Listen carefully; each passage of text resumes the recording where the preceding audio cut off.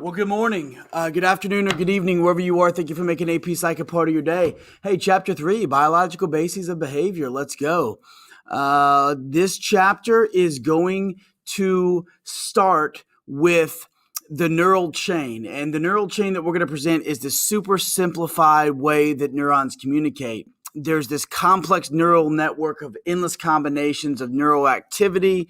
And so the simple presentation that we're going to talk about today does not capture the complexity of neural communication, not even close. We're talking Module 9. We're talking neurotransmission. We're going to describe the parts of the neuron. We're going to explain how neural impulses are generated. We'll look at how nerve cells communicate, and we'll describe how neurotransmitters influence behavior, those chemical messengers. And we have a transfer goal with understanding how all this relates to your world. We got to start with phonology. And when we start with phonology, we have to understand that we didn't just wake up one day and understand the brain. This has been a long, slow, methodical, messy process of getting it wrong and not quite understanding and continue to understand a little bit more.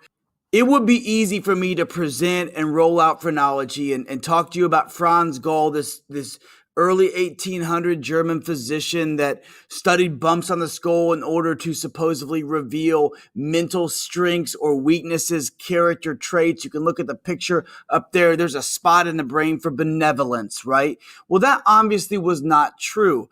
But the basic take-home point we want to take from Franz Gall is brain localization, the idea that certain brain regions have particular functions. That's a main key contribution that Franz Gall gave us. Now, was it wrong? Yeah, but it's easy 200 years later to stand on the shoulders of giants and look down and like, oh yeah, Franz Gall, he was wrong. That's not really fair. No. My man did not have an EEG, a CT scan, an MRI, a functional MRI, PET scans. He didn't have any of that. And yes, he made a hypothesis that was wrong. But underlying that basic idea is the true fact that brain regions do have particular functions. So we tip the cap there, and where we got it wrong, we make our adjustment. So I think it's important when we talk about biological psychology to understand, yes, this is this section of psychology which merges in the biological with psychology. We said from the very beginning, we're rolling with the biopsychosocial approach. Well, the biological psychology lens, if you will, is one that embraces a stronger look, kind of a magnifying glass into the links between biology and behavior. So what the heck is a neuron? That's a great question. I'm glad you asked. We're going to break down the structure of a neuron, but we have to understand that this is the building block of the nervous system.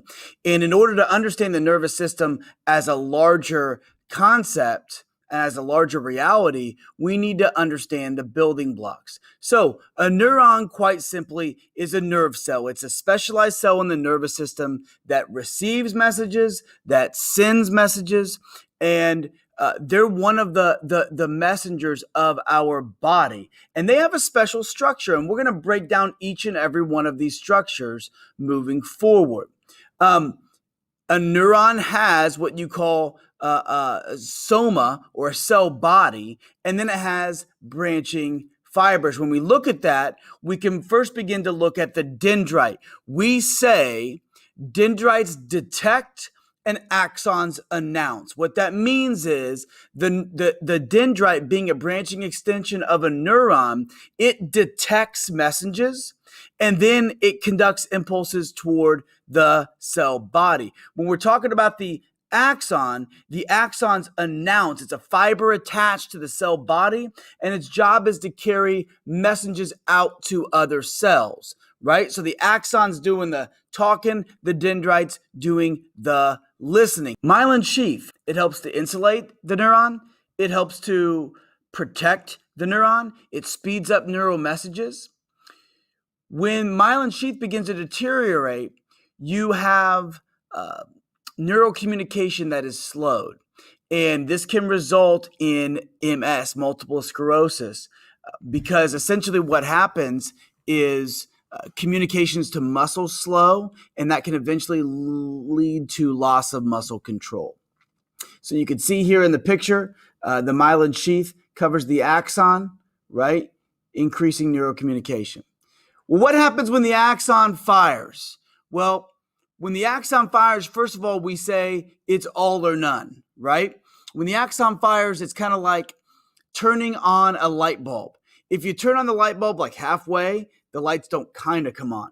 If you fire a gun, right, there comes that certain threshold where, boom, the gun's going to fire. If you fire it soft, it's not like the bullet comes out like a cartoon and just, no, okay, it fires. Well, the brain is electrochemical, right? You have chemical events leading to literal electricity in the brain, similar to batteries, right? The action potential is this electrical charge that travels down the axon. We have to acknowledge that ions have a charge, and they either are going to have a positive charge or a negative charge. But when these particles move, they create electricity, which is actually what the action potential is. Really quick to go back and look at this. We've discussed all these things up to this point. We have the soma, or the cell body of the neuron. We have the axon announcing. We have this neural impulse, this firing and this generation of an electrical signal, right? And we have the dendrites that are detecting. So dendrites detect, axons announce, neuron fires. Boom. Now this can be as high as 200 miles an hour. Like, we're moving. So let's talk a little resting potential, since we kind of talked about action potential. And we may be doing this a little bit backwards, because the basic idea is that when a cell is at rest, right, the electrical potential is referred to as resting potential. Essentially what that means is you have negatively charged ions on the inside and positively charged ions on the outside. We refer to that as selective permeability, right? The axon surface is very selective about what it allows in. But when the cell receives a strong enough stimulus from another cell, what essentially happens is the cell membrane opens up and allows all these particular channels, one after another, in a chain reaction, and these positive ions are going to move on in there, and the negative ions are going to move out. That's what we call the action potential. So we just want to talk about before the action potential, we have selective permeability. Again, negative on the inside, positive on the outside. You can think about maybe a time period when we're talking about resting potential. Think about a time period where you felt really bad on the inside, but you put a smile on, you put a brave face, you're going to fake it till you make it, right?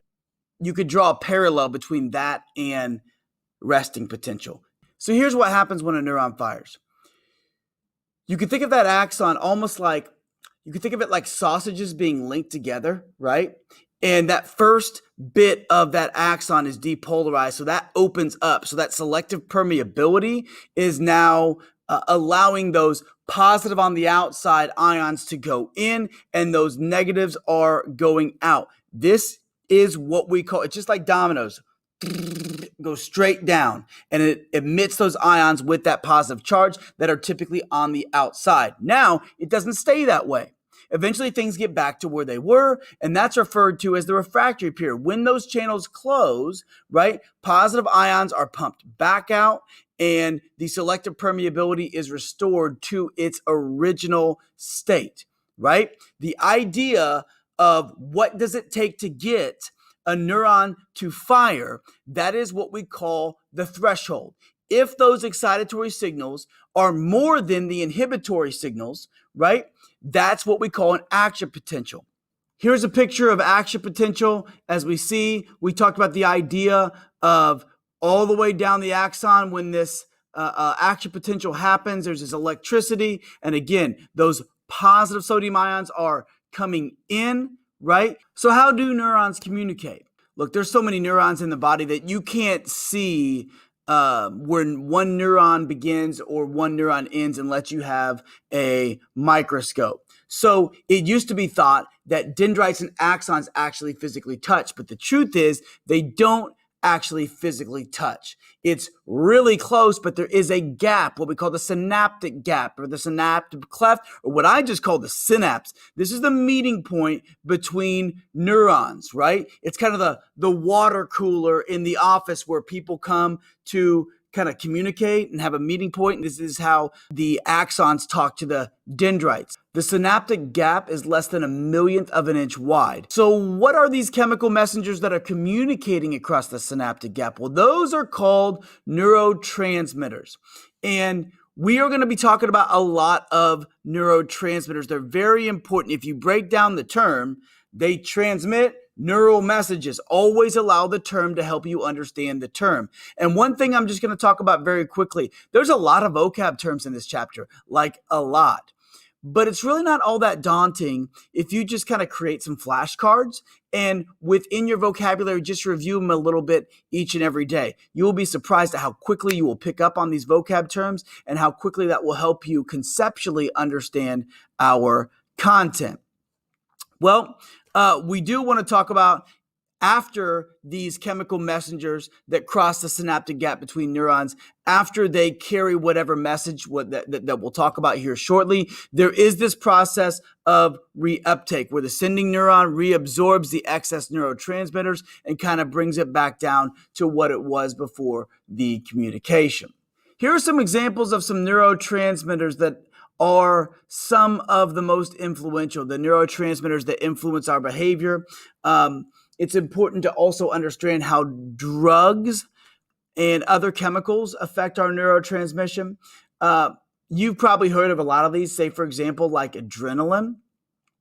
Let me just talk about a few of them in depth. So it's not that easy just to generalize with these neurotransmitters and make some blanket statement or comment. These are very complex. I'll take one or two just off the top of my head. We could look at dopamine, for example. And dopamine is this neurotransmitter that's found in the brain that has different effects depending on the exact activity of its location. A couple of things that we know with dopamine. Too little dopamine is released in certain areas of the brain, and that can result in Parkinson's. If too much dopamine is released in other areas of the brain, and that's shown to be part of schizophrenia. I would tell you this, dopamine is a neurotransmitter that oftentimes is associated with making us feel good. So, for example, getting a dopamine hit has been associated with getting likes on a tweet or an Instagram post or a Facebook post. Getting a dopamine hit has been associated with eating a particular food that we like. Say ice cream comes to mind. So that's just a real quick window into dopamine. Serotonin, right next to it, is another one, right? Depending on the synapse being affected, it's associated with things like sleep, mood, anxiety, appetite. It's been linked to depression. One of the things that is seen to be a treatment for some forms of depression in terms of the medical model would be an SSRI, a selective serotonin reuptake inhibitor. And what does that even mean? Well, let's break that down as we understand how drugs influence neurotransmitters. But before we do that, let's just do a quick review. Looking at the graphic that we have on our screen, we could say that, look, the brain is made up of neurons, right? These neurons are these specialized cells in the nervous system. They send and receive messages. We've already talked about how they have specialized components. For example, the dendrites detect, they receive the message. The axons announce, right? We talked about the cell body. Now, there is this electrical charge at rest, what we call the resting potential. But when the neuron fires, that selective permeability changes, and we actually have an electrical event occurring, right? The neurons are affected by neurotransmitters, right? Where these neurotransmitters communicate is what we call the synaptic gap or the synaptic cleft, or what I just call typically the synapse. Here's another natural neurotransmitter that influences us. That would be endorphins, right? These are involved in pain relief, inhibitory neural regulators that help us right? Sometimes when we physically exert ourselves, pumping that iron in that weight room, right? Getting in there and jacking some steel for an hour and a half, and then you feel really good afterwards. Well, those are your endorphins at work, blocking pain, making us feel good, elevating our mood. Or say, for example, the runner's high. Say you go for a long run and you exert yourself, for a cycle or swimming, running 5-on-5. And you know what? Those guys kept having to get next because you kept running the court 5-6 games in a row. You might leave and feel kind of good. Well, that's your body's, that's neurotransmission at work. That's your body's natural opiate-like neurotransmitters called endorphins that are helping you not only control pain, but also making it feel kind of pleasurable. So here are some other neurotransmitters and their function. For example, we didn't talk about norepinephrine, we didn't talk about glutamate, but we will break those down in class a little bit more.